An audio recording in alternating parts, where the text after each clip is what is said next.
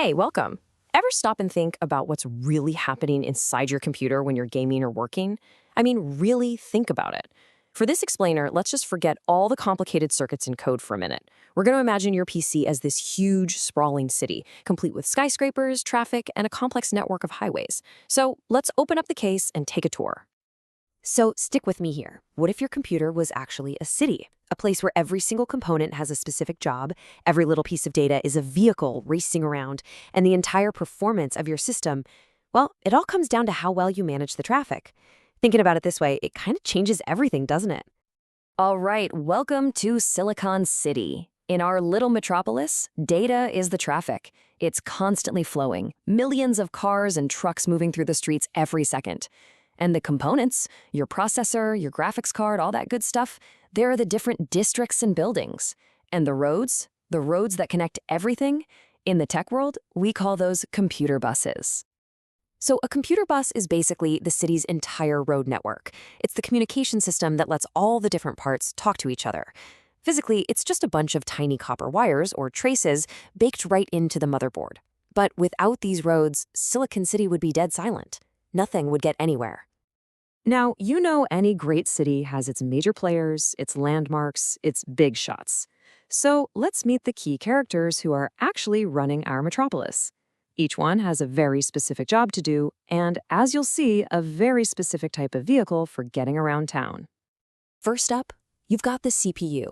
This is downtown, the central business district. It is the absolute brain of the whole operation. Every single important decision, every calculation, it all happens right here in these massive skyscrapers. And if downtown gets backed up, the entire city grinds to a halt. Okay, now picture your graphics card, the GPU. This thing is a monster 18-wheeler truck. It's not moving little bits of data, it's hauling enormous loads all day long. We're talking high-res textures, 4K video frames, complex shader data. And what does a big rig like that need? It needs a massive 16-lane interstate to get its cargo delivered on time without causing a jam. And then you've got your NVMe SSD. Oh, this is the city's Lamborghini for sure. It doesn't haul huge loads like the GPU. Its whole purpose is to move from point A to point B with blistering, near-instantaneous acceleration. I'm talking speeds over 7,000 megabytes a second. Trying to use an old-school hard drive today? That's like swapping this Lamborghini for a rusty delivery van that's perpetually stuck in traffic. Now, here's a really interesting one, RAM. You see, RAM doesn't really use the main city roads at all. Think of RAM as a series of super high-speed warehouses built right next door to the downtown CPU. The CPU has its own private skybridge to get there. Instant, direct access. No traffic, no stoplights. It's all about immediate access, not long-term storage. And finally, let's talk about the chipset. The best way to think of the chipset is as the city's giant, central bus depot and local traffic control hub. It's in charge of managing all the smaller, slower vehicles, your little USB scooters, the SATA delivery vans, even the Wi-Fi drones flying overhead. All that local traffic has to get routed through here before it's allowed on the main highway to downtown. Okay, so here's a quick recap of our cast of characters. You've got the CPU as the downtown brain, making all the big calls. The GPU is the heavy-hauling 18-wheeler. The NVMe SSD is that screaming fast Lamborghini. RAM provides those exclusive high-speed warehouses. And the chipset, it's the busy bus depot managing all the local traffic. Every single one of these players is absolutely crucial to keeping the city humming along. All right, so we've met the city's players, but what about the roads they're actually driving on? You know, the highway system in Silicon City has gone through this huge evolution over the years. We've literally gone from a system that looked like a complicated, synchronized line dance to something that's way more like a simple game of follow the leader. See, the old roads used what's called parallel communication. Now, imagine a highway with 32 lanes, but with one crazy rule. Every single car in all 32 lanes has to arrive at the destination at the exact same time. It's like a massive line dance. The problem is, at high speeds, if even one car is a tiny fraction of a second late, what we call clock skew, the whole system has to slow down to wait for it. It's a mess. The new highways, they use serial communication. It's just like follow the leader.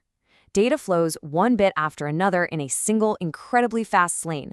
And because you only have one line of cars to worry about, it's way, way easier to keep everything perfectly in sync, which makes it faster, more reliable, and a whole lot more efficient. Today's modern superhighway is called a PCIe lane, and you might be surprised what it's made of.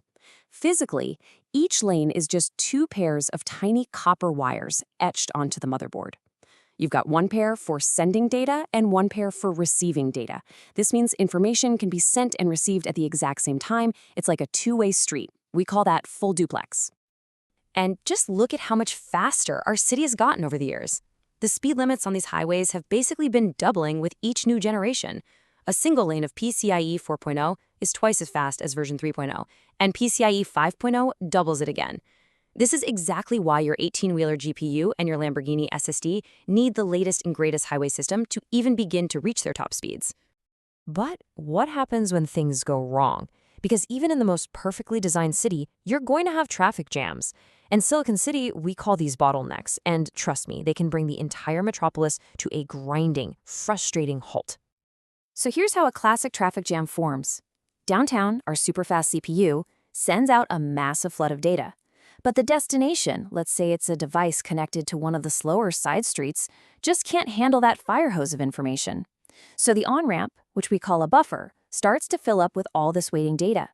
Once it's completely full, a traffic light turns red, it sends back what's called a wait state signal, and it forces our powerful, mighty CPU to just stop and wait. And this right here, this is the key. You ever notice your computer's lagging like crazy, but when you check the task manager, your CPU usage is super low? This quote explains exactly why that happens. The problem isn't that downtown is struggling. The problem is that there's a huge traffic jam somewhere else on the highway system, and the CPU is just sitting there with its engine off, waiting for the road to clear. The load isn't in the CPU at all. So all of this naturally brings us to city planning.